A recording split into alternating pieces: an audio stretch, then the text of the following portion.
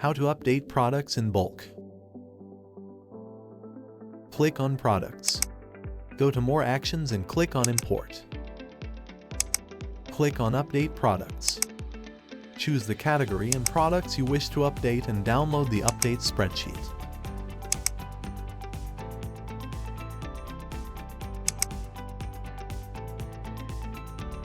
Make your desired changes in the update spreadsheet.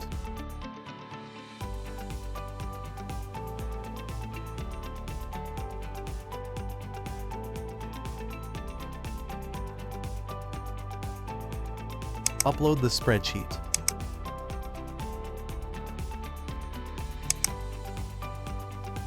Click on Refresh. Click on Products. You have successfully updated your products in bulk.